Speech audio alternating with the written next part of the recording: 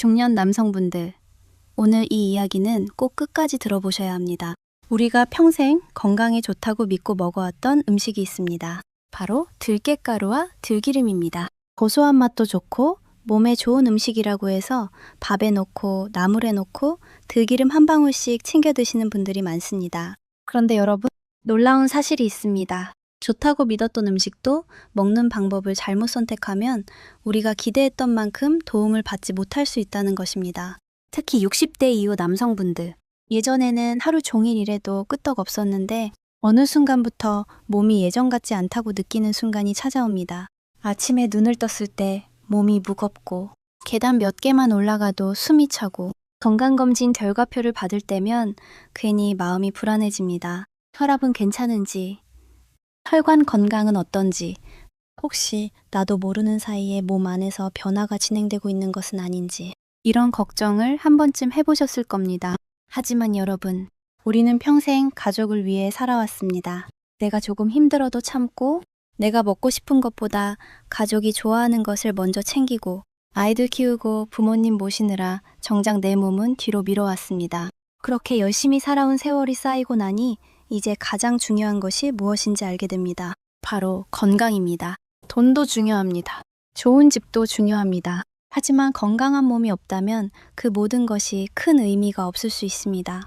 자식들에게 부담이 되고 싶은 부모는 없습니다. 손주들과 놀아주고 싶고 배우자와 여행도 가고 싶고 아픈 몸 때문에 가족들이 걱정하는 모습을 보고 싶지 않은 마음. 그것이 바로 부모의 마음입니다. 그래서 많은 분들이 나이가 들수록 건강한 음식을 찾습니다. 그리고 그 중에서 빠지지 않는 것이 바로 들깨입니다. 그런데 여기서 정말 중요한 질문을 하나 드리겠습니다. 여러분은 들깨가루와 들기름 중 어떤 것을 더 자주 드시나요?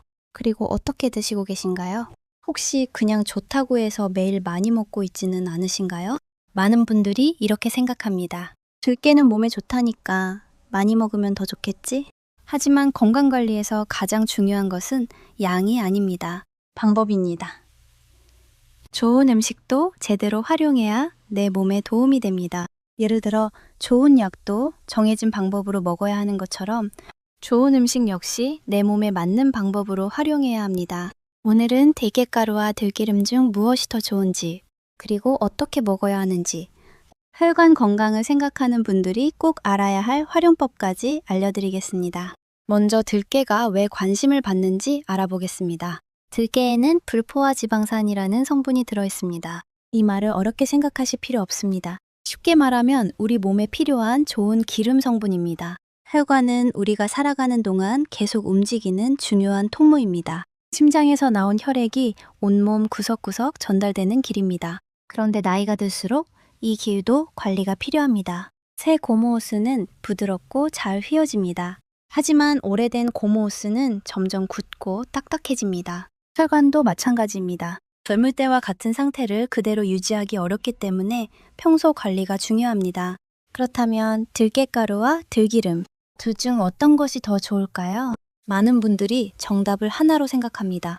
들기름이 더 좋다 또는 가루가 더 좋다. 하지만 사실은 그렇지 않습니다. 둘은 역할이 조금 다릅니다. 들깨가루는 들깨 자체를 갈아 만든 형태입니다.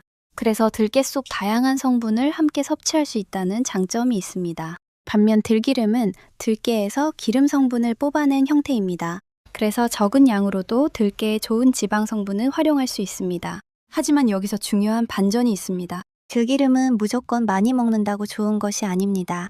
관리와 활용 방법이 중요합니다. 기름은 공기와 오래 만나거나 빛과 열에 오래 노출되면 변할 수 있습니다. 쉽게 설명하면 쇠가 오래되면 녹이 생기는 것처럼 기름도 관리가 필요하다는 뜻입니다.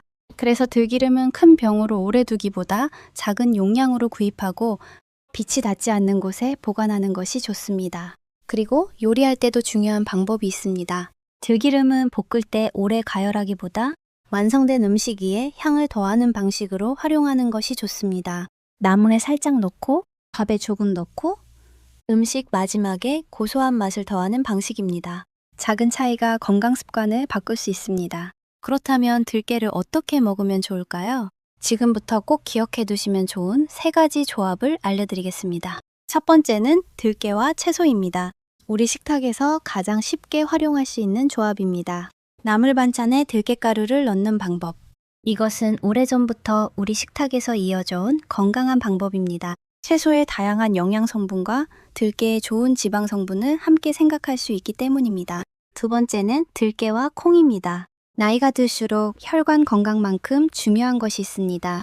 바로 근육 관리입니다. 몸을 지탱하는 힘이 있어야 건강한 노후를 보낼 수 있습니다.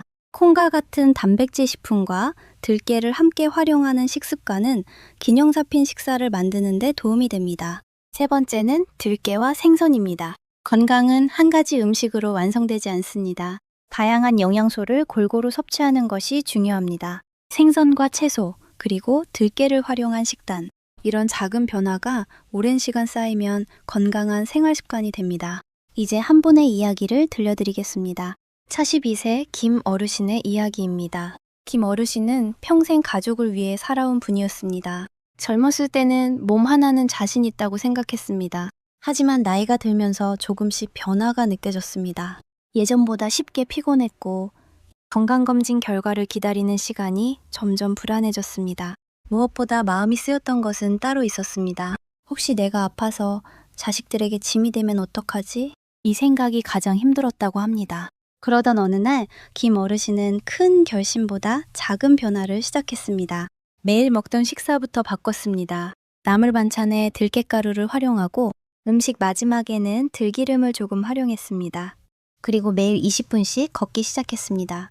처음에는 아무 변화도 느껴지지 않았습니다. 하지만 몇 달이 지나자 김 어르신은 한 가지를 깨달았습니다. 건강은 특별한 비법 하나가 아니라 매일 반복하는 작은 선택들이 만든다는 것이었습니다.